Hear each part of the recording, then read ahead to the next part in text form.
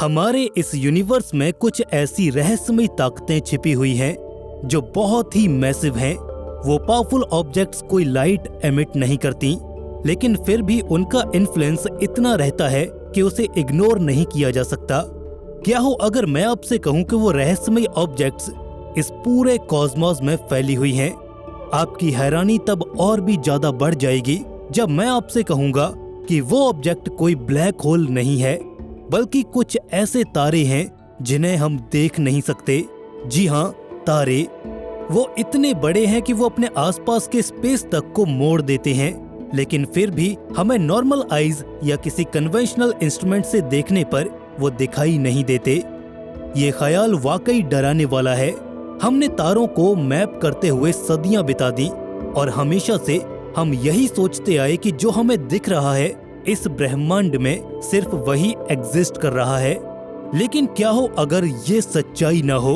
इस ब्रह्मांड में बहुत ही बड़े तारे छिपे पड़े हों, इतने बड़े कि वो स्पेस और टाइम को मरोड़ कर रख दें, लेकिन उनकी ये ताकत इस यूनिवर्स की एक सुपर इंटेलिजेंट रेस के बनाई एक मेगा स्ट्रक्चर के आगे छोटी पड़ गई हो और वो सभ्यता इनसे निकलने वाली सारी एनर्जी को चूस रही हो।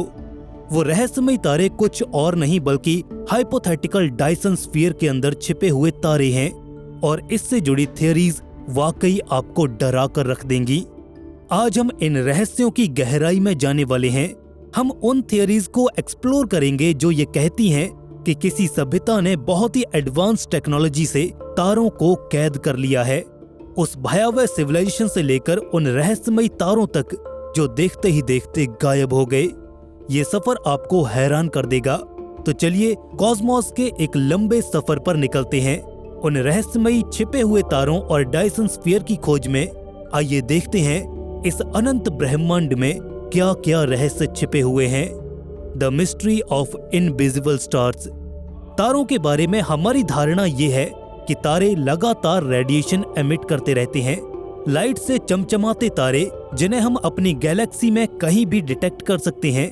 यहाँ तक कि अब हमारे टेलीस्कोप्स इतने सक्षम हो गए हैं कि सैकड़ों लाइट ईयर्स और लाखों लाइट ईयर्स दूर के तारे भी अब हमें अपने ग्लो की वजह से दिखने लगे हैं, फिर चाहे वो कितने भी डिम क्यों न हो। लेकिन क्या हो अगर एक तारा हमारी नजरों के सामने होते हुए भी पूरी तरह से अदृश्य हो? कुछ वैज्ञानिक ये बिलीव करते हैं कि इस ब्रह्मांड में ऐसे बहुत से तारे हैं जो एकदम डार्क, ठंडे और किसी बहुत बड़ी ताकत की कैद में हैं, जिसे हम अभी तक ना तो देख पाए हैं और ना ही समझ पाए हैं। अदृश्य तारे यानी कि इनविजिबल स्टार्स को कई बार डार्क स्टार्स भी कहा जाता है। ये हाइपोथेटिकल ऑब्जेक्ट्स एग्जिस्ट तो करती हैं, लेकिन कभी डिटेक्ट नहीं हो पाती। वो ऑब्जेक्ट्स हमारे रेगुलर तारों के जैसे लाइट एमिट नहीं करते, जिससे कि उन्हें हमारे कन्वेंशनल टेलीस्कोप से देख पाना इम्पॉसिबल हो जाता है।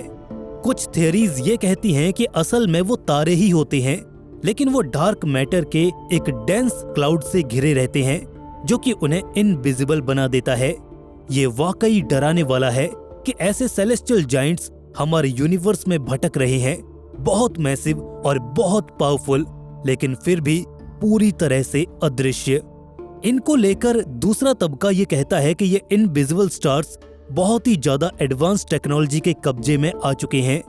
क्या हो अगर इस ब्रह्मांड में रहने वाली कोई सुपर इंटेलिजेंट एलियन सिविलाइजेशन ने ये सीख लिया हो कि एक जाइंट स्टार को ढक कर कैसे रखा जा सकता है, जिससे कि वो तारा एक बहुत ही एडवांस टेक्नोलॉजी की सतह के पीछे छिपा रहे, एक ऐसी टेक्नोलॉजी जो हमारी समझ के एकदम परे है। अब ऐसा करने के पीछे कई कारण हो सकते हैं। दूसरी सुपर एडवांस कैनिबल सभ्यताओं से छिपना हो या फिर उन तारों की सारी एनर्जी को हार्नेस करना हो, लेकिन फिर भी इन अदृश्य तारों के रहस्य हमारी समझ से परे हैं। अगर वाकई ये डार्क स्टार्स इस ब्रह्मांड में एग्जिस्ट करते हैं तो वो हमारे इस यूनिवर्स की शेप को चेंज तक कर सकते हैं, या फिर उनकी हमारे लोकल यूनिवर्स को शेप करने में एक बड़ी भूमिका रही है। वो अपनी ताकतवर ग्रेविटी से स्पेस और हमारी गैलेक्सीज तक के मोशन को अफेक्ट कर रही हैं, और हो सकता है कि हम उनके प्रभावों को देख भी रहे हों, पर इसका एहसास हमें नहीं हो पा रहा है। पर फिर भी इन अदृश्य ऑब्जेक्ट्स के होने की संभावना कई बड़े सवाल खड़े करती है। क्या इस ब्रह्मांड में कुछ छिपे हुए सिस्टम्स भी हो सकते हैं, जैसे कि प्लैनेट्स और इवन पूरी की पूरी सिविलाइजेशन भी इन ऑब्जेक्ट्स को ऑर्बिट कर रही हो सकती है? क्या इन बड़ी ऑब्जेक्ट्स की स्टडी हमें हमारी मानवता के सबसे बड़े सवाल आर वी अलोन जैसे रहस्यों का उत्तर दे सकती है? क्या हमारा ब्रह्मांड तारों, सभ्यताओं और इवन अत्याधुनिक सभ्यताओं से भरा पड़ा है जो हमसे छिप कर रहना चाहती हैं? ये अदृश्य तारे ब्रह्मांड के बारे में हम जो भी सोचते हैं हर उस चीज को चुनौती दे रहे हैं। यदि अगर ये सच में एग्जिस्ट करते हैं तो इनमें जरूर कुछ ऐसा छिपा है जो हमारी कल्पनाओं से भी परे हो सकता है। The Dyson spheres. कल्पना कीजिए एक ऐसी एडवांस सिविलाइजेशन जो इतनी पावरफुल है कि वो किसी भी तारे की पूरी एनर्जी को हार्नेस कर सकती है। हमारे लिए ये किसी साइंस फिक्शन की तरह लग सकता है, लेकिन वैज्ञानिकों के लिए ये विचार डायसन स्फीयर की अवधारणा को जन्म देता है। एक ऐसा काल्पनिक मेगा स्ट्रक्चर जो किसी तारे की सारी एनर्जी को यूटिलाइज करने के लिए तारों के अराउंड बनाया जाता है। इस आइडिया को सबसे पहले भौतिक विज्ञानी फ्रीमैन डायसन ने दुनिया के सामने रखा और ये विचार कार्डाशेव स्केल पर टेक्नोलॉजिकल एडवांसमेंट की कुछ सबसे ऊपरी सिविलाइजेशंस को दर्शाता है जो ऊर्जा की खपत के लिए पूरे के पूरे तारे को ही कैद कर सकती हैं। डायसन स्फीयर किसी तारे के अराउंड एक मैसिव शेल हो सकती है, रिंग्स की सीरीज और या फिर सैटेलाइट्स एरेज जो कि तारे को पूरी तरह से ढक लेते हैं। ऐसा करने से वो एडवांस सिविलाइजेशन अपनी ऊर्जा जरूरतों को पूरा करने के लिए तारे से निकल रही लगभग सारी एनर्जी को कैप्चर कर लेती है और इससे वो इतने बड़े स्केल पर अपनी टेक्नोलॉजी और इंफ्रास्ट्रक्चर को पावर करती है कि हमारे द्वारा इमेजिन किया गया हर एक स्केल छोटा पड़ने लग जाता है। ये सिर्फ बड़े मेगा स्ट्रक्चर्स बना लेने के बारे में नहीं है, बल्कि ये एक ऐसा सिस्टम क्रिएट करने के बारे में है जो उस तारे से निकल रहे हर एक फोटोन को पकड़कर इस तरह से तारे को गायब कर दे कि वो पूरा तारा इस यूनिवर्स में किसी ऑब्जर्वर को दिखाई ही न दे। इस थियरी का सबसे थ्रिलिंग पार्ट तो ये है कि अगर डायसन स्फीयर वाकई एग्जिस्ट करते हैं तो उन्हें डिटेक्ट करना लगभग असंभव है।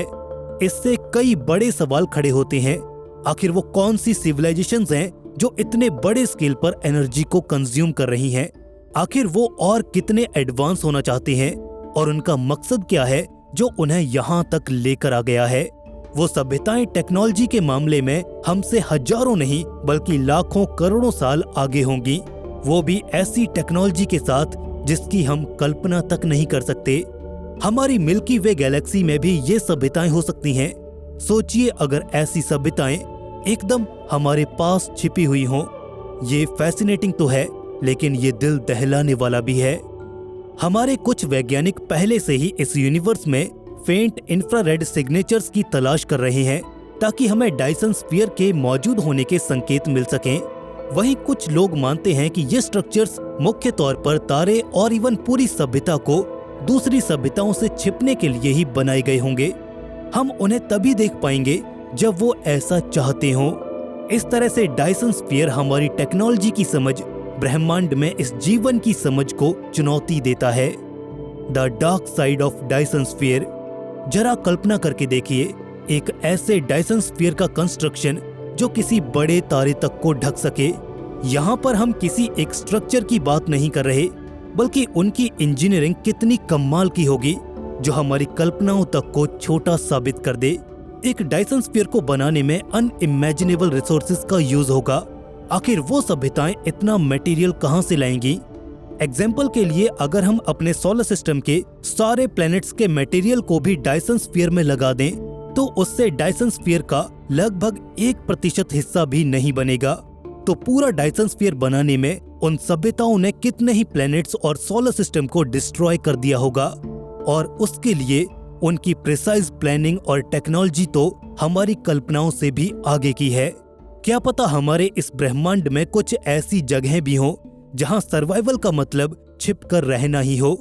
एनर्जी के लिए भूखी बैठी सभ्यताओं से अपने पावर सोर्स को छिपाना उनकी मजबूरी बन गई हो। वो अपने से ज्यादा एडवांस सिविलाइजेशन की नजरों में नहीं आना चाहते हो, क्योंकि वो एक दूसरे को एक खतरे के रूप में देख रहे हो, जिस वजह से वो हमारी तरह किसी से कांटेक्ट नहीं करना चाहते। यहाँ से हमें फर्मी पैराडॉक्स के सवाल का एक सॉल्यूशन भी मिल जाता है कि आखिर क्यों एडवांस सिविलाइजेशंस हमसे संपर्क नहीं कर रही हैं। डायसन स्फीयर का कंस्ट्रक्शन एक इंजीनियरिंग मार्वल जरूर है, लेकिन ये हमारे लिए खतरे की घंटी से कम नहीं है, और वो भी ऐसा खतरा जिसे हम चाहकर भी नहीं देख सकते। यहाँ पर सवाल ये भी है कि आखिर वो किस बड़ी शक्ति से छिपने का प्रयास कर रहे हैं। क्या हमें भी ऐसा ही करना चाहिए? Are they watching us? जैसे ही हम इस ब्रह्मांड में इसकी गहराइयों में देखते हैं, डायसन स्फीयर और इनविजिबल स्टार्स का रहस्य उतना ही गहराता चला जाता है। दुनिया भर के वैज्ञानिक इस टॉपिक को लेकर एक निष्कर्ष पर पहुंचना चाहते हैं, और इसलिए वो ब्रह्मांड के कोने कोने को खंगालने में लगे हैं कि आखिर कहीं से तो उन्हें कोई छोटा सा क्लू ही मिल जाए जो इस एडवांस स्ट्रक्चर की एग्जिस्टेंस की गवाही दे सके। एस्ट्रोनॉमर्स सोफिस्टिकेटेड टेलीस्कोप्स और इंफ्रारेड डिटेक्टर्स का इस्तेमाल करके डायसन स्फीयर की एग्जिस्टेंस को खोज रहे हैं, इस आशा में कि कहीं पर शायद उन्हें कोई अजीब हीट सिग्नेचर या कोई एनर्जी का अनयूजुअल पैटर्न मिल जाए जो डायसन स्फीयर जैसे मेगा स्ट्रक्चर के पीछे छिपे तारे की कहानी बयां कर रहा हो। हालांकि कुछ अनोमलीज को वैज्ञानिक पहले भी देख चुके हैं। वो तारे जो पहले से ही काफी ज्यादा डिम थे, वो अचानक ही स्पेस में गायब हो गए। उनके आसपास का इलाका नॉर्मल से ज्यादा ठंडा पाया गया। तो क्या ये ऑब्जर्वेशंस हमें डायसन स्फीयर के हिंट दे रही हैं? डायसन स्फीयर को खोजने का मतलब है कुछ ऐसे सवालों के जवाबों की तलाश जो हमें डराते हैं। क्या दूर कहीं कोई ऐसी सभ्यता मौजूद है जो हमें देख रही है, या वो हम पर नजरें रखे हुए है? क्या वो एडवांस टेक्नोलॉजी की लेयर्स के पीछे छिपकर हमें किसी चिड़ियाघर की तरह ऑब्जर्व कर रही है, जहां पर सब कुछ पहले से तय है? जू हाइपोथेसिस का ये केस हमें सोचने पर मजबूर कर देता है। क्या हम सच में अकेले हैं इस अनंत ब्रह्मांड में, या फिर सच्चाई वो है जिसे हम हाइपोथेसिस मानकर बैठे हैं? ब्रह्मांड अनंत है और इसके रहस्य भी इसी की तरह अनंत हैं। ये ब्रह्मांड केमिस्ट्री के एलिमेंट्स और रिएक्शंस, फिजिक्स के नियमों, मैथमेटिकल कैलकुलेशंस और बायोलॉजी के अलावा भी बहुत कुछ समेटे हुए है, और ना जाने कब तक ये सारी चीजें हमारे लिए रहस्य बनी रहेंगी। सन 2009 से 2013 तक नासा के केपलर स्पेस टेलीस्कोप ने इस यूनिवर्स के उन हजारों तारों को स्टडी किया जिनकी रोशनी में किसी प्लेनेट या दूसरी सेलेस्टियल बॉडीज की वजह से बदलाव हो रहे थे। उसी समय सन 2015 के दौरान एक एस्ट्रोनॉमर टेबेथा बोयाजिन और उनकी टीम ने इस डेटा से एक तारे को नोटिस किया। वो तारा भी पहले इस इनफाइनाइट यूनिवर्स में तैरते दूसरे तारों की तरह ही लग रहा था। एस्ट्रोनॉमर्स ने उसे नाम दिया KIC 8462852, जिसे दुनिया टैबी स्टार के नाम से जानती है। शुरुआत में तो ये तारा कुछ खास नहीं लगा, लेकिन फिर अचानक 1470 लाइट ईयर्स दूर सिग्नस कॉन्स्टेलेशन में मौजूद ये तारा एकदम से ब्लिंक हुआ। पहले तो इसकी रोशनी कम हुई और फिर बढ़ गई। ये कोई ग्रेजुअल और स्टेडी डिमिंग नहीं थी जो इसको ऑर्बिट कर रहे किसी प्लेनेट की वजह से हुई हो। बिल्कुल नहीं, ये एकदम अलग थी। इसकी ब्राइटनेस में प्रॉपर शार्प डिप्स आ रहे थे। ऐसा लग रहा था मानो कोई मैसिव और इर्रेगुलर ऑब्जेक्ट इसके सामने से गुजर रही हो। क्या वो कोई प्लेनेट हो सकता था? बिल्कुल नहीं। प्लैनेट्स किसी भी स्टार के कंपैरिजन में काफी छोटे होते हैं। वो स्टार से आ रही लाइट को 1% या फिर उससे भी कम रोक पाते हैं, लेकिन जो डिमिंग साइंटिस्ट देख रहे थे वो 22 से 25% तक थी। तो क्या वो कोई डस्ट क्लाउड था? शायद नहीं, क्योंकि डस्ट क्लाउड्स इतने डेंस नहीं होते।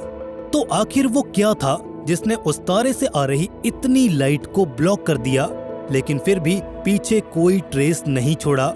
जल्दी साइंटिफिक कम्युनिटी में इस पर कई थियरीज सामने आने लगी। हर एक थियरी पिछली थियरी से ज्यादा चौंकाने वाली होती, लेकिन फिर एक विचार सामने रखा गया जिसकी संभावना से कोई इनकार नहीं कर पाया। एक डायसन स्फीयर। क्या पता वो तारा एक बहुत बड़े स्ट्रक्चर से घिरा हुआ हो, एक ऐसा मेगा स्ट्रक्चर जो किसी एडवांस एलियन सिविलाइजेशन ने उस तारे की एनर्जी को हार्वेस्ट करने के लिए बनाया हो। एक बहुत बड़ा डायसन स्फीयर। जैसे जैसे दुनिया भर के लोग इस घटना पर अपने विचार रख रहे थे, उन्हें ये महसूस होने लगा था कि वो यहाँ पर सिर्फ एक तारे को स्टडी नहीं कर रहे, बल्कि वो हमें मिले एक ऐसे सबूत को स्टडी कर रही हैं जो ये बता रहा था कि ना तो हम इस ब्रह्मांड में अकेले हैं और ना ही अंतरिक्ष में एक बड़ा स्ट्रक्चर बनाने वाले हम पहले हैं। कोई तो है जो इस ब्रह्मांड के नियमों से खेलना बहुत पहले सीख चुका है। आज की इस वीडियो में हम एलियन मेगा स्ट्रक्चर्स की एक ऐसी ही दुनिया की सैर करेंगे और देखेंगे कि क्या वाकई इस ब्रह्मांड में कुछ ऐसी सभ्यताएं भी हैं जो अपनी मर्जी से कुछ भी बना सकती हैं।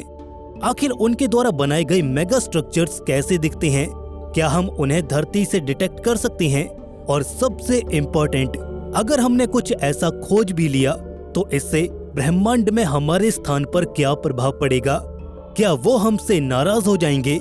आइए जानते हैं। What are alien mega structures. जरा सोच कर देखिए कि इस ब्रह्मांड में एक ऐसी भी सभ्यता एग्जिस्ट करती होगी जिसकी एनर्जी नीड्स इतनी ज्यादा बढ़ गई होंगी कि उनका खुद का ग्रह भी उनकी एनर्जी नीड्स को पूरा नहीं कर पा रहा होगा। इसलिए अपने भविष्य और अपनी टेक्नोलॉजी को बचाए रखने के लिए उस सभ्यता ने सीधे अपने तारे से ही एनर्जी लेना शुरू कर दिया होगा, जो कि कॉस्मिक एनर्जी का अल्टीमेट सोर्स होते हैं। और यहीं से एलियन मेगा स्ट्रक्चर्स का कॉन्सेप्ट हमारे सामने आ जाता है। ऐसे कोलोसल स्ट्रक्चर्स जिन्हें स्टेलर एनर्जी को हार्नेस करने के लिए अनइमेजिनेबल स्केल पर डिजाइन किया जाता है। ऐसे एलियन मेगा स्ट्रक्चर्स का सबसे आइकॉनिक एग्जांपल तो डायसन स्फीयर ही है, जो कि सन 1960 में फिजिसिस्ट फ्रीमैन डायसन द्वारा इंट्रोड्यूस किया गया था। डायसन स्फीयर की कल्पना आप एक बहुत बड़े शेल के रूप में कर सकते हैं, या फिर एक बहुत बड़ी घूमती हुई रिंग, या फिर सैटेलाइट्स का एक बहुत बड़ा सा झुंड जो इस तारे को ऑर्बिट कर रहा है, सिर्फ उस तारे से निकलने वाली सारी एनर्जी को कैप्चर करने के लिए। इन स्ट्रक्चर्स के स्केल को हम धरती पर मौजूद किसी भी स्ट्रक्चर से कंपेयर ही नहीं कर सकते। ये करोड़ों मील के दायरे में फैले ऐसे पावर हाउस हैं जो धरती पर मौजूद सारे पावर प्लांट से अरबों गुना ज्यादा एनर्जी हार्वेस्ट करते हैं। लेकिन डायसन स्फीयर तो सिर्फ एक शुरुआत है। किसी स्टार के अराउंड घूम रही एक जायंट रिंग का कॉन्सेप्ट इससे भी ज्यादा फैसिनेटिंग है। वैज्ञानिक इसे नाइवन रिंग कहते हैं। ये अपनी आर्टिफिशियल ग्रेविटी से रिंग के इनर सरफेस पर एक हैबिटेबल इकोसिस्टम जनरेट कर सकती है। इस रिंग में लैंडस्केप इतना ज्यादा होगा कि यहाँ पूरी की पूरी सिविलाइजेशन सस्टेन कर सकती है। यहाँ इस रिंग पर सब कुछ अपने हिसाब से मैनेज किया जा सकता है। एडवांस एलियन सिविलाइजेशंस ऐसे स्ट्रक्चर्स का निर्माण इसलिए करते होंगे ताकि उन्हें स्टार्स और हैबिटेबल प्लैनेट्स के हैबिटेबल जोन में होने जैसे रेयर कॉम्बिनेशंस को खोजने की जरूरत ही न पड़े। वो जिस तारे को चाहें अपना घर बना सकते हैं। हालांकि इससे भी परे बहुत ही अजीब चीजें भी एग्जिस्ट करती हैं। कुछ ऐसे मेगा स्ट्रक्चर्स जो कि पूरे के पूरे सोलर सिस्टम को ही एक कंप्यूटिंग नेटवर्क में बदल सकते हैं, जिससे कि वो पावर के लिए आर्टिफिशियल ब्लैक होल्स तक क्रिएट कर पाएं और स्पेस टाइम के हर एक फैब्रिक को अपने हिसाब से मैनिपुलेट कर पाएं। हालांकि सुनने में ये आइडियाज काफी फैसिनेटिंग लगते हैं, जो हमारी थियोरेटिकल फिजिक्स के हिसाब से तो सही हैं, लेकिन ये हमारी टेक्नोलॉजिकल प्रोग्रेस और हमारी कल्पनाओं से कहीं ज्यादा आगे हैं। कार्डाशेव स्केल के हिसाब से देखा जाए तो ये बड़े मेगा स्ट्रक्चर्स पॉसिबल लगते हैं, क्योंकि हर टाइप की सिविलाइजेशन अपनी एनर्जी नीड्स के लिए बिल्कुल हमारी ही तरह different type of mega structures का निर्माण जरूर करेगी। जैसे कि टाइप 1 सिविलाइजेशन बिल्कुल हमारी तरह एनर्जी नीड्स के लिए ग्रह पर मौजूद संसाधनों का ही उपयोग कर पाएगी। टाइप 2 सिविलाइजेशन, जिसकी एनर्जी नीड्स टाइप 1 से कहीं ज्यादा होंगी, वो तारे से आने वाली सारी एनर्जी आउटपुट को हार्नेस कर पाएगी। और फिर टाइप 3 क्या करेगी? वो सभ्यता अपनी ऊर्जा जरूरतों के लिए गैलेक्टिक स्केल पर एनर्जी कंट्रोल करना सीख चुकी होगी। उसने पूरे सिस्टम को अपनी जरूरत के हिसाब से ढाल लिया होगा। लेकिन ऐसी संभावनाएं कई बड़े सवाल खड़े करती हैं कि अगर सच में इस ब्रह्मांड में ऐसी एलियन सभ्यताएं एग्जिस्ट करती हैं, तो वो टेक्नोलॉजी के मामले में हमसे करोड़ों अरबों साल आगे होंगी। और इतने लंबे समय में उन सभ्यताओं ने इतना विकास कर लिया होगा, वो इतने एडवांस हो चुके होंगे कि उनका विज्ञान हमारे लिए किसी जादू या चमत्कार से कम नहीं होगा। उनके लिए तारे कोई खगोलीय पिंड नहीं होंगे, बल्कि वो इन्हें ईंधन या टूल के रूप में देखते होंगे। इतना सब सोचने के बाद वैज्ञानिकों को नहीं लगता कि ये मेगा स्ट्रक्चर्स सिर्फ हमारे दिमाग की उपज हैं, या फिर ये महज थ्योरेटिकल कॉन्सेप्ट हैं। उन्हें ये यकीन हो चुका है कि ऐसे मेगा स्ट्रक्चर्स हमारे इस यूनिवर्स में जरूर एग्जिस्ट करते होंगे, और यदि अगर ऐसा है तो हम इन भीमकाय निर्माणों को अभी तक डिटेक्ट क्यों नहीं कर पाए हैं? आखिर वो कौन से संकेत हैं जिनसे हम इन मेगा स्ट्रक्चर्स की एग्जिस्टेंस को कंफर्म कर सकते हैं? How could we detect them? इस यूनिवर्स में ऐसे एलियन मेगा स्ट्रक्चर्स को खोजना अंधेरे में परछाइयों को खोजने जैसा ही है। मुश्किल जरूर है लेकिन असंभव नहीं। अगर ऐसे बड़े स्ट्रक्चर्स एग्जिस्ट करते हैं तो वो अपने पीछे कुछ हल्के लेकिन अचूक निशान इस ब्रह्मांड में जरूर बिखेर रहे होंगे, और हमारे टूल्स यानी कि हमारे एडवांस टेलीस्कोप्स अगर इन संकेतों को पकड़ लेते हैं तो हम तारों के बिहेवियर को और भी गहराई से समझ पाएंगे। इन एलियन मेगास्ट्रक्चर्स को खोजने का सबसे बड़ा और promising method irregular light patterns को खोजना हो सकता है। जब कोई ग्रह अपने तारे के सामने से गुजरता है तो उस तारे से आ रही रोशनी एक निश्चित समय के बाद डिम होती है। इस फिनोमिनन को हम ट्रांजिट कहते हैं। लेकिन एक बड़ा एलियन मेगास्ट्रक्चर तारे से आ रही लाइट को इस तरह से ब्लॉक करता है जहां सारे प्लेनेटरी नियम्स धरे के धरे रह जाते हैं। ये तारे से आ रही लाइट को काफी ज्यादा अमाउंट में डिम करते हैं। ब्राइटनेस में एक शार्प डिक्लाइन आता है और हर बार अनइवन डिप्स देखने को मिलते हैं। यही वजह थी कि टैबी स्टार ने वैज्ञानिकों को पूरी तरह से हैरान कर दिया था। तारे की रोशनी में आ रही इन अजीब फ्लक्चुएशंस ने एस्ट्रोनॉमर्स को लगभग कन्विंस ही कर दिया था कि इस तारे के अराउंड किसी एलियन सिविलाइजेशन ने कोई मेगा स्ट्रक्चर बना रखा है। इन मेगा स्ट्रक्चर्स को डिटेक्ट करने का दूसरा तरीका हो सकता है वेस्ट हीट का पता लगाना। जैसे धरती पर हमारे पावर प्लांट्स हीट को as a byproduct radiate कर देते हैं, तो बड़े बड़े मेगा स्ट्रक्चर्स जो तारों की ऊर्जा को सोख रहे होंगे, ये पॉसिबल है कि वो इंफ्रारेड लाइट को एमिट कर रहे होंगे। और यही वजह है कि एस्ट्रोनॉमर्स इंफ्रारेड टेलीस्कोप्स का इस्तेमाल करके आसमान के कोनों कोनों को खंगाल रहे हैं, ताकि कहीं से किसी ऐसे तारे का संकेत मिल जाए जिसकी चमक एकदम कुदरती ना हो। हालांकि अभी तक इस दिशा में हमें कोई ठोस सफलता हाथ नहीं लगी है। इसके बाद कुछ ग्रेविटेशनल एनोमलीज भी हैं। मैसिव स्ट्रक्चर्स जैसे कि डायसन स्फीयर और नाइवन रिंग्स अपने आसपास की सेलेस्टियल बॉडीज की मूवमेंट्स तक को डिस्टॉर्ट कर सकते हैं। इनकी ताकतवर ग्रेविटी से प्लैनेट्स और यहाँ तक कि कई मून्स के ऑर्बिट्स तक बदल जाएंगे और बहुत अजीब बिहेव करने लगेंगे। इन सभी चीजों को केयरफुली स्टडी करके हम इन एलियन मेगास्ट्रक्चर्स की एग्जिस्टेंस को कंफर्म कर सकते हैं। कभी कभी हमें कुछ ऐसे तारे भी मिलते हैं जो अस्तित्व में नहीं होने चाहिए। सन 2019 में वैज्ञानिकों ने कुछ ऐसा ही देखा, एक ब्लैक होल स्टार सिस्टम जो हमारे मौजूदा स्टेलर मॉडल्स के साथ अलाइन नहीं कर रहा था। हालांकि ये सिस्टम कोई मेगास्ट्रक्चर नहीं था, बल्कि ये सिस्टम दर्शाता है कि कुछ ऐसे अजीब ऑब्जर्वेशंस हमें ग्राउंड ब्रेकिंग डिस्कवरीज तक का रास्ता दिखा सकते हैं। पर अभी भी एक अनसुलझी पहेली हमें कुछ संकेत दे रही है। द वाव सिग्नल सन 1977 में डिटेक्ट किया गया एक रहस्यमयी रेडियो सिग्नल जिसे बाद में फिर कभी नहीं सुना गया। हालांकि ये कंफर्म नहीं है, लेकिन कई वैज्ञानिक ये संभावना जाहिर करते हैं कि ये सिग्नल किसी एडवांस सिविलाइजेशन ने भेजा होगा। तो क्या ये मेगा स्ट्रक्चर्स किसी दूसरे काम के लिए भी बनाए गए होंगे, एक ट्रांसमीटर की तरह जो स्पेस में हर तरफ अपने अस्तित्व के होने के सबूत दे रहे हों?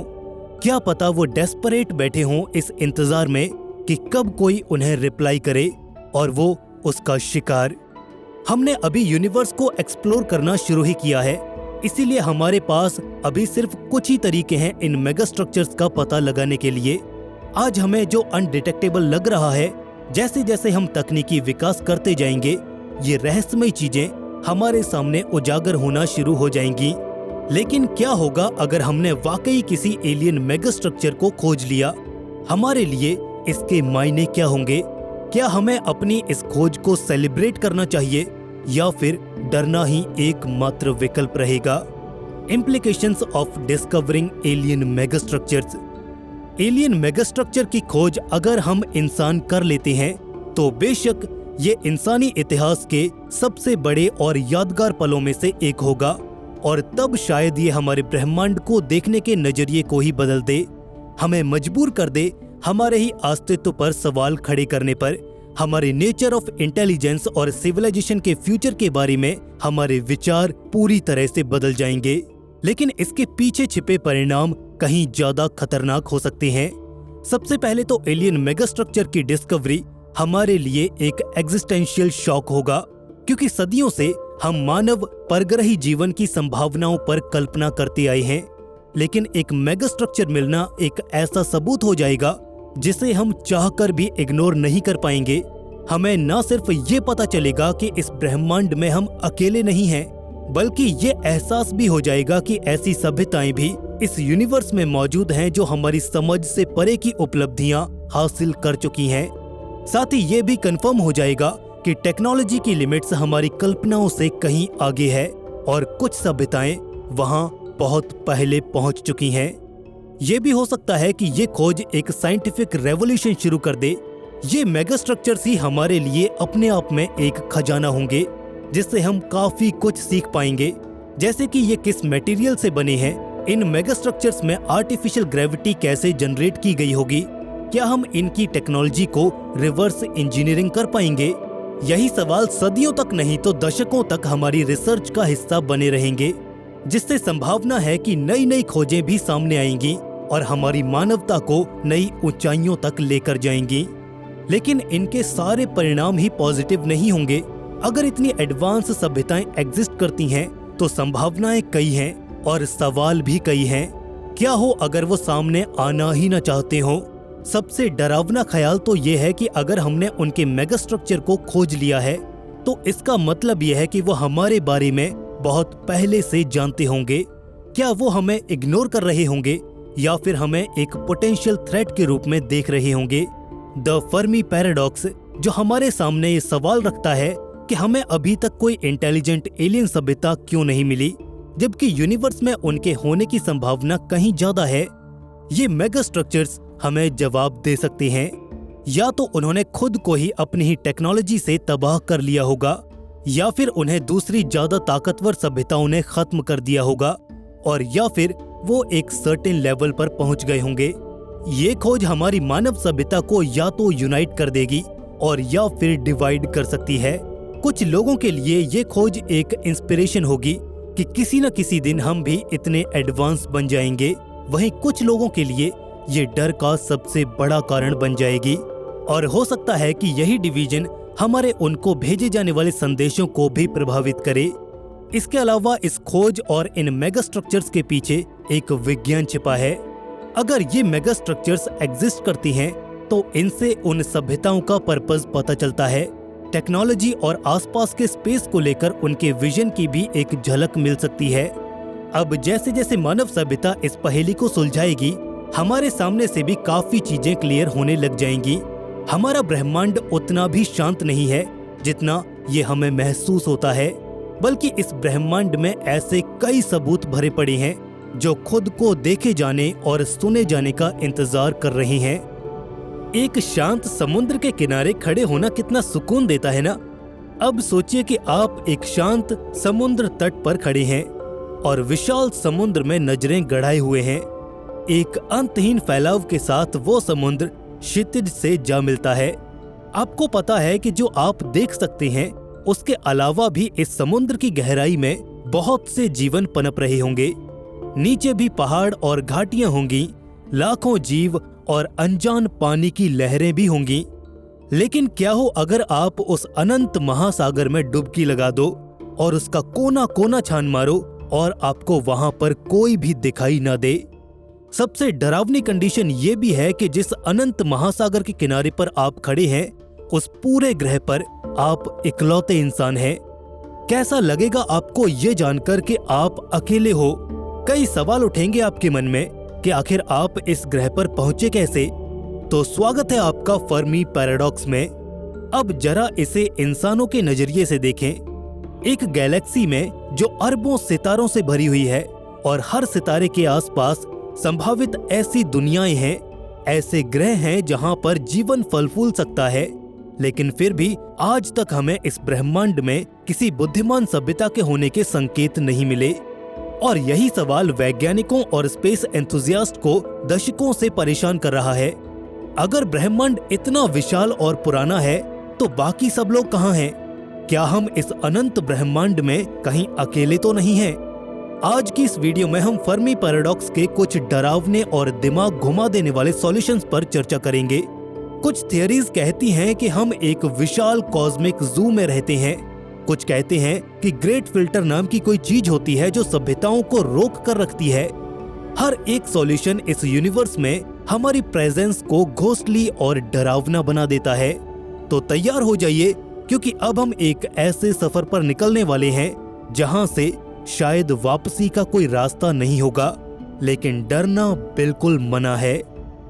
द स्केल ऑफ यूनिवर्स और फर्मी का बड़ा सवाल। फर्मी पैराडॉक्स को सही तरीके से समझने के लिए हमें अपने ब्रह्मांड के विशाल आकार को समझना होगा। जरा सोच के देखिए कि सिर्फ हमारी मिल्की वे का आकार ही 1,00,000 लाइट ईयर्स का है।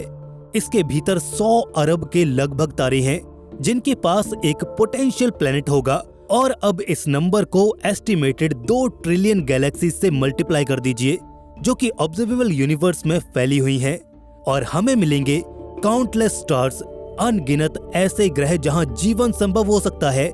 इसके अलावा इस यूनिवर्स के ट्रू स्केल को तो हम इमेजिन भी नहीं कर पाए हैं। इस माइंड बॉगलिंग डेटा को ध्यान में रखकर हम सोचें कि अगर इन सितारों का एक छोटा सा हिस्सा भी ग्रहों से घिरा हुआ है और इन ग्रहों का एक छोटा सा हिस्सा भी रहने लायक है, तो फिर इंटेलिजेंट लाइफ हर जगह होनी चाहिए। तो जब 1950s में फिजिसिस्ट एनरिको फर्मी ने अपना फेमस सवाल पूछा, तो वो कोई मजाक में पूछा गया सवाल नहीं था। उनका सवाल वेयर इज एवरीबॉडी एक ऐसी कैलकुलेशन पर आधारित था जिसे नकारा नहीं जा सकता और जो दिमाग को झकझोर कर रख देने वाला था। असली रहस्य तो इन सवालों में है। अगर इंटेलिजेंट लाइफ सच में पॉसिबल है, तो हमने अब तक किसी से संपर्क क्यों नहीं किया? हमने कोई रेडियो सिग्नल क्यों नहीं पकड़ा? कोई टेक्नोलॉजिकल एविडेंस क्यों नहीं देखा? या फिर हमें कोई एक्स्ट्रा टेरेस्ट्रियल सिविलाइजेशन के ट्रेसेस क्यों नहीं मिले? इन सब बातों पर सोच विचार करने से तो ऐसा ही लगता है कि या तो इस विशाल ब्रह्मांड में हम बिल्कुल अकेले हैं, और या फिर कुछ ऐसा है जो दूसरी सभ्यताओं को हमसे संपर्क करने से रोक रहा है। आखिर वो क्या हो सकता है? इसका मतलब ये हो सकता है कि या तो हम इस ब्रह्मांड के सबसे पहले इंटेलिजेंट सिविलाइजेशंस में से एक हैं, एक कॉस्मिक रेयरिटी, और या फिर इंटेलिजेंट लाइफ इस यूनिवर्स में एक आम चीज है, लेकिन वो छिप रही है किसी डरावनी वजह से। हर सभ्यता अपना कदम रोक लेती है और वो दूसरी सभ्यताओं से संपर्क नहीं कर पाती। और ये सवाल सिर्फ कॉस्मिक क्यूरियोसिटी से जुड़ा हुआ नहीं है। अगर वास्तव में कुछ ऐसा है जो हमें या उन्हें रोक रहा है, तो ये हमारे खुद के फ्यूचर के लिए एक बड़ा खतरा हो सकता है। वैज्ञानिक इसे द ग्रेट साइलेंस कहते हैं, एक ऐसा डरावना शब्द जो ब्रह्मांड की उस चुप्पी को समेटे हुए है जहां हम सिग्नल्स, खोजों और जीवन के निशान खोजे जाने की कल्पना करते हैं। ये साइलेंस हमें ये महसूस करवाती है कि जैसे ब्रह्मांड ही हमसे एक सच्चाई छिपाने का प्रयास कर रहा हो। तो इसकी क्या वजह हो सकती है? क्या कोई बाउंड्री है जो इतनी एडवांस है कि हम उसे पहचान नहीं पा रहे, या शायद कोई नियम है जिसे तोड़ने की कोई हिम्मत नहीं करता? जैसे जैसे हम आगे बढ़ेंगे, हम कुछ ऐसी ही थियरीज को देखेंगे जो हमें अपनी जटिलताओं में उलझाकर डरा देंगी। हर पैराडॉक्स का आंसर उतना ही विशाल और जटिल है जितना कि ये ब्रह्मांड है, और इसमें से हर एक हमारे ब्रह्मांड को देखने का तरीका बदलने की क्षमता रखती है। तो चलिए शुरू करते हैं सबसे डरावनी थियरी, द ग्रेट फिल्टर से, जो बताती है कि एक हिडन बैरियर है जो इस यूनिवर्स में सभ्यताओं को रोक देता है, और ये एक्सप्लेन कर सकती है कि आखिर हम इतने खालीपन से क्यों घिरे पड़े हैं। The great filter hypothesis. The great filter का सिद्धांत कहता है कि इस ब्रह्मांड में कोई न कोई ऐसा बैरियर है, शायद एक अदृश्य दीवार जैसा, जो सभ्यताओं को एडवांस स्टेज तक पहुंचने से रोकता है। और यहाँ पर जो सबसे भयावह बात है वो ये है कि हमें नहीं पता कि क्या हम पहले ही इस द ग्रेट फिल्टर से गुजर चुके हैं या फिर ये अभी हमारे इंतजार में है। द ग्रेट फिल्टर किसी भी समय एक सभ्यता के सफर में कहीं पर भी हो सकता है, जीवन के शुरुआती दौर से लेकर जटिल समाजों के विकास तक। कुछ वैज्ञानिक ये मानते हैं कि शायद ये फिल्टर हमारे पीछे है, मतलब यह है कि एक सिंपल लाइफ फॉर्म से निकलकर इंटेलिजेंट बनना ही एक रेयर सिचुएशन है। आखिरकार पृथ्वी अरबों सालों से अस्तित्व में है, लेकिन कॉम्प्लेक्स लाइफ यहाँ हाल ही में विकसित हुई है। इसका मतलब है कि हम बहुत लकी हैं कि हम शायद द ग्रेट फिल्टर को पार कर चुके हैं और आज यहाँ तक पहुँच पाए हैं। इस हिसाब से कुछ लोग समझते हैं कि इंटेलिजेंट होना ही वो सबसे बड़ा फिल्टर था, लेकिन यहाँ पर एक और डार्क पॉसिबिलिटी है। क्या हो अगर ग्रेट फिल्टर जस्ट हमारे सामने हो? जरा सोचिए, क्या होगा अगर एडवांस सिविलाइजेशंस आपस में संपर्क करने से पहले खुद को ही नष्ट कर देती हैं? क्या हो अगर ग्रेट फिल्टर की ये डिफॉल्ट सेटिंग हो, सभ्यताओं का उन्नत होकर खुद ही नष्ट हो जाना? आज हम भी ऐसी ही तकनीकें विकसित कर रहे हैं जो पलक झपकते ही हमारी दुनिया को खत्म कर सकती हैं। Nuclear weapons, climate change, artificial intelligence, ये सब द ग्रेट फिल्टर की सेंस में सभ्यताएं उन्नत तो हो जाती हैं, लेकिन कभी अगली स्टेज तक नहीं पहुंच पाती। कल्पना कीजिए उन अनगिनत सभ्यताओं की जो महानता की कगार पर पहुंचने के बाद भी गिर जाती हैं।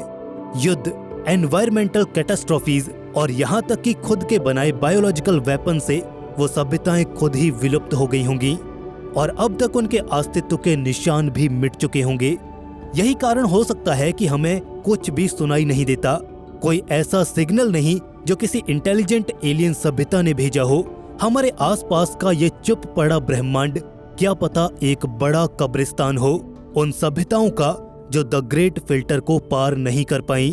द ग्रेट फिल्टर हाइपोथेसिस का एक और डरावना पहलू ये भी है कि हो सकता है कि इंटेलिजेंट लाइफ इस यूनिवर्स में जन्म तो लेती है, लेकिन वो ज्यादा समय तक सरवाइव नहीं कर पाती, जिससे उन्हें इंटरस्टेलर ट्रैवलर बनने का समय ही नहीं मिल पाता।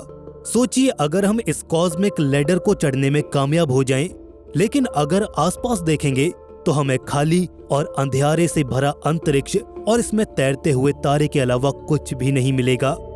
लेकिन इससे पहले कि आप निराश हो जाएं, याद रखें कि शायद द ग्रेट फिल्टर हमारे पीछे हो सकता है, जिसका मतलब यह है कि शायद हमारी मानवता ने इन सब मुश्किलों को बहुत पहले ही पार कर लिया हो।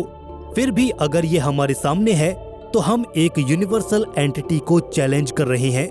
हमें सरवाइव करना ही होगा और एक दिन इस दीवार को हम पार कर झांक कर देखेंगे तो सच में वहां शायद कोई नहीं होगा, तो हम जान जाएंगे कि हम इस ब्रह्मांड में वाकई अकेले हैं। आखिरकार द ग्रेट फिल्टर एक वार्निंग और एक मिस्ट्री दोनों है। ये केवल जीवित रहने का सवाल नहीं है, बल्कि एक ऐसे ब्रह्मांड में अपने स्थान को जानने का सवाल है जहां इंटेलिजेंट लाइफ, जितना हमें पता है, शायद सब गायब हो चुके हैं। The zoo hypothesis. एक पल के लिए सोचकर देखिए कि इस ब्रह्मांड में हम अकेले नहीं हैं। दरअसल इंटेलिजेंट लाइफ फॉर्म्स कहीं बाहर हैं जो हमें देख रही हैं, लेकिन दूर से। ये एक संभावना है जिसे ज़ू हाइपोथेसिस कहा जाता है। इसका मतलब है कि एडवांस एलियन सभ्यताएं तो मौजूद हैं, लेकिन उन्होंने सीक्रेट तरीके से हमें ऑब्जर्व करने का ऑप्शन चुना है, जैसे कि हम एक कॉस्मिक ज़ू में किसी जानवर की तरह हों। ये हाइपोथेसिस कुछ इस तरह से काम करता है। हो सकता है कि ये परग्रही जीव इतने एडवांस हों कि उनका हमारे साथ संपर्क करना हमारे नेचुरल एवोल्यूशन को डिस्टर्ब कर सकता है। इस वजह से वो हमसे छिपकर रहते हैं ताकि हम बिना किसी हस्तक्षेप के खुद को इवॉल्व कर पाएं। हम अपनी रोजमर्रा की जिंदगी में आराम से जी रहे होते हैं और हमें ये एहसास भी नहीं होता कि कोई इंटेलिजेंट लाइफ फॉर्म हमें शांति से देख रही है। वो हमारी एक्टिविटीज को मॉनिटर कर रहे हैं। ज़ू हाइपोथेसिस को मानने वाले लोग ये कहते हैं कि ये एक तरह का प्रोटेक्शन हो सकता है। जैसे हम जंगली जानवरों की प्रजातियों और उनके हैबिटेट्स को बचाने के लिए वाइल्ड लाइफ रिजर्व्स बनाते हैं, वैसे ही ये सभ्यताएं हमें बचा रही होंगी। लेकिन इससे एक डरावना सवाल भी उठता है, क्या कुछ ऐसा भी होगा जो इन्हें अपना अस्तित्व दिखाने पर मजबूर कर देगा? कुछ लोग मानते हैं कि हमारे विकास में कोई महत्वपूर्ण कदम, जैसे कि फास्टर देन लाइट ट्रेवल की खोज करना या फिर हमारी अपनी धरती से बाहर संपर्क स्थापित करने की कोशिश, इन सभ्यताओं का ध्यान आकर्षित कर सकती है। वहीं कुछ लोग ये भी मानते हैं कि हो सकता है कि इस यूनिवर्स में कुछ ऐसे नियम हो जो ये सुनिश्चित करते हो कि जब तक कोई सभ्यता एक खास लेवल तक नहीं पहुंच जाती, तब तक वो किसी से संपर्क ही ना कर पाए। हमारे चारों ओर शांत ब्रह्मांड को एक बहुत बड़े और ना टूटने वाले शीशे की तरह सोचकर देखो, जिसमें कई दुनियाएं न जाने कितने ही प्राणी छिपे हो सकते हैं। अगर ज़ू हाइपोथेसिस सही है तो इसका एक मतलब तो ये है कि इस ब्रह्मांड में हम अकेले तो बिल्कुल भी नहीं हैं। हम बस ध्यान से देखे जा रहे हैं। शायद हम सबसे शक्तिशाली और सबसे उन्नत भी नहीं हैं, और अगर हमें देखने वाली सभ्यताएं सच में वहां पर हैं तो शायद एक दिन जब हम इस सर्टेन लेवल पर पहुंच जाएंगे तो हमें उनके साथ जुड़ने का मौका मिलेगा। लेकिन तब तक हम अनजान बने रहेंगे, एक अदृश्य और ब्रह्मांडीय प्रयोग का हिस्सा होते हुए भी। The simulation theory. अब हम आ पहुंचे हैं फर्मी पैराडॉक्स के सबसे माइंड बेंडिंग कॉन्सेप्ट और एक्सप्लेनेशन पर। द सिमुलेशन थियरी ये विचार कहता है कि हमारा पूरा यूनिवर्स और इसमें जो भी चीजें मौजूद हैं, जैसे कि आप और मैं, हम सब एक सिमुलेशन रियलिटी का हिस्सा हो सकते हैं। एक बहुत ही कॉम्प्लेक्स डिजिटल कंस्ट्रक्शन जिसे बहुत ही एडवांस सिविलाइजेशन के अलावा कोई और नहीं बना सकता। अगर हम फ्यूचर में एक ऐसी जगह पर पहुंच जाएं जहां हमारी टेक्नोलॉजी इतनी ज्यादा एडवांस हो चुकी है कि हम पूरी दुनिया की एकदम डिटेल्ड सिमुलेशन बना सकते हैं, जिसमें कॉन्शियस बीइंग्स मौजूद होंगे जो जीते और मरते हैं, लेकिन उन्हें ये कभी एहसास नहीं होता कि उनके अस्तित्व की सच्चाई सिर्फ कंप्यूटर पर लिखा हुआ एक कोड है। अब इसी को एक बड़े स्केल पर सोच कर देखो, क्या हो अगर कोई दूसरी सभ्यता जो हमसे कहीं ज्यादा उन्नत हो, उसने एक ऐसा सिमुलेशन बनाया हो जो इतना परफेक्ट हो कि हम इस चीज में डिफरेंशिएट ही न कर पाएं कि जिसे हम रियलिटी समझ रहे हैं असल में वो एक सिमुलेशन है। अगर ये थियरी सही है तो ये हमें समझा सकती है कि आखिर क्यों हम दूसरी सभ्यताओं का पता नहीं लगा पाए हैं जो हमसे ज्यादा उन्नत हों। हो सकता है कि हमें कुछ इस तरह से प्रोग्राम किया गया हो कि हम अपनी धरती के बाहर के जीवन का कभी कोई सबूत खोज ही न पाएं, ताकि सिमुलेशन की इंटेग्रिटी बनी रहे। इन उन्नत सभ्यताओं के लिए हम एक वैज्ञानिक प्रयोग, कोई एंटरटेनमेंट या शायद एक कला का हिस्सा हो सकते हैं। क्या हम किसी कॉस्मिक गेम के कैरेक्टर्स हैं जो इस सिमुलेशन के अंदर ही अपनी पूरी जिंदगी जिए जा रहे हैं, अपने अस्तित्व और असलियत से बेखबर रहते हुए। इस थ्योरी के कुछ समर्थकों का कहना है कि अगर हमारी तकनीक लगातार विकसित होती रहती है तो शायद हम इस सिमुलेशन में कोई ग्लिच या एनोमली का पता लगा पाएंगे। इसी सिमुलेशन में कुछ दरारें हो सकती हैं जो हमें सच्चाई का एहसास करवा सकती हैं। सिमुलेशन थियरी भी कई बड़े सवाल खड़े करती है। अगर हम वास्तव में एक सिमुलेशन में हैं तो इसका हमारे लिए क्या मतलब है? क्या सिर्फ ये एहसास हो जाना कि हम एक आर्टिफिशियल यूनिवर्स में रहते हैं, क्या ये हमारे लिए कुछ बदल देगा, या फिर हम इसके बाद भी बिल्कुल वैसे ही जीते रहेंगे जैसे पहले जीते आए हैं? तो इन सब खोजों और एडवांसमेंट का मतलब ही क्या रह जाएगा, ये जानते हुए कि हम तो सिर्फ किसी और के डिजाइन का हिस्सा भर हैं। ये एक ऐसी थियरी है जो आंसर से ज्यादा सवाल खड़े कर देती है, और आखिरकार ऐसा भी हो सकता है कि जो रियलिटी हमें अब तक समझ आती है वो शायद कुछ ऐसा हो जिसकी हमने कभी कल्पना ही नहीं की। The dark forest theory. अब तैयार हो जाइए फर्मी पैराडॉक्स के शायद सबसे डरावने सॉल्यूशन के लिए, द डार्क फॉरेस्ट थियरी। ये थियरी जिसे साइंस फिक्शन राइटर लियो एक्जिन ने पॉपुलराइज किया, ये कहती है कि हमारा ब्रह्मांड एक अंधेरे खतरनाक जंगल की तरह है। इस जंगल में हर एक सभ्यता एक चुप्पी साधे शिकारी की तरह होती है जो छिपकर सब कुछ देखती है, क्योंकि अपनी खुद की एग्जिस्टेंस या मौजूदगी को उजागर करना उनके लिए ये उनकी मौत का कारण भी बन सकता है। सोचिए एक ऐसा घना जंगल जहां हर छांव में शिकारी छिपे बैठे हैं। इस जंगल में जीव तभी जीवित बचे रहते हैं जब तक वो चुप रहते हैं, अदृश्य और छिपे रहते हैं। हमारा ब्रह्मांड भी इसी जंगल के समान है। अगर कोई सभ्यता अपने होने का संकेत देती है तो ये किसी आक्रमणकारी उन्नत प्रजाति का ध्यान आकर्षित कर सकती है जो उन्हें एक खतरे के रूप में देखेगा। इस कॉन्टेक्स्ट में चुप्पी सिर्फ एक ऑप्शन नहीं है बल्कि ये एक सर्वाइवल स्ट्रेटेजी भी है। डार्क फॉरेस्ट थियरी का सबसे डरावना पहलू ये है कि इस ब्रह्मांड में उन्नत सभ्यताओं की कमी नहीं है, लेकिन अपने अस्तित्व को बचाए रखने के लिए वो सब चुप हैं। वो जानते हैं कि संपर्क करने से वो किसी आदमखोर सभ्यता की नजरों में आ सकते हैं या फिर ऊर्जा की भूखी बैठी सभ्यताएं उन्हें नष्ट कर देंगी। और शायद वो हमारे बारे में भी जानते हैं। वो हमें देख रहे हैं, ये देखने के लिए कि क्या हम अपनी मौजूदगी उजागर करने की घातक गलती करेंगे या नहीं। तो जैसे ही हम अपने संदेशों को ब्रह्मांड में भेजते हैं इस उम्मीद में कि हमें कोई जवाब देगा, तो हम शायद खुद को एक ऐसे डरावने खतरे के सामने लाकर खड़ा कर रहे हैं जिसकी शायद हमें समझ भी नहीं है। डार्क फॉरेस्ट में सर्वाइवल का मतलब है शांत और चुप रहना। तो क्या हम कोई बहुत बड़ी गलती कर चुके हैं? क्या हमें चुप रहकर दूसरी सभ्यताओं की नकल करनी चाहिए? ये वाकई डराने वाला है। कंक्लूजन, हमने फर्मी पैराडॉक्स के पीछे कुछ सबसे दिलचस्प और अनसेटलिंग थियरीज का पता लगाया। इस रहस्य के बारे में कि हमारा ब्रह्मांड इतना शांत क्यों है, क्योंकि जीवन के लिए यहाँ अपार संभावनाएं मौजूद हैं। ग्रेट फिल्टर की डरावनी संभावनाओं से लेकर डार्क फॉरेस्ट की हॉन्टिंग साइलेंस तक, हर थियरी ये संकेत देती है कि ब्रह्मांड में शायद हमारी कल्पना से भी ज्यादा कुछ छिपा हुआ हो सकता है। लेकिन यहाँ पर एक आखिरी आइडिया और है जिसे हमें जरूर कंसिडर करना चाहिए। हमें अभी तक इस यूनिवर्स में कोई इसलिए भी नहीं मिला है क्योंकि शायद हम अभी भी शुरुआती फेज में ही हैं। कॉस्मिक स्केल को एक्सप्लोर करने के लिए शायद मानवता अभी बहुत शुरुआती मुकाम पर है। हम एक ऐसी युवा सभ्यता हैं जो ब्रह्मांड के रहस्यों की सतह को भी नहीं छू पाए हैं। अगर वहां बाहर कोई सभ्यता है तो हो सकता है कि ये केवल और केवल समय की बात हो। इससे पहले ना तो हम उन्हें खोज पाएंगे और ना वो हमें खोज पाएंगी। फर्मी पैराडॉक्स का ये रहस्य हमें कई अनजाने खतरों से हमारा सामना करवाता है। ये हमें याद दिलाता है कि शायद हमारी सबसे बड़ी खोज अभी हमारे सामने है, बस हमारे जाने पहचाने संसार की सीमाओं के पार। तो क्या हम अकेले हैं या फिर कुछ ऐसा है जो अभी तक सामने आना बाकी है? आपकी इस पर राय क्या है? हमें कमेंट सेक्शन में जरूर बताइएगा।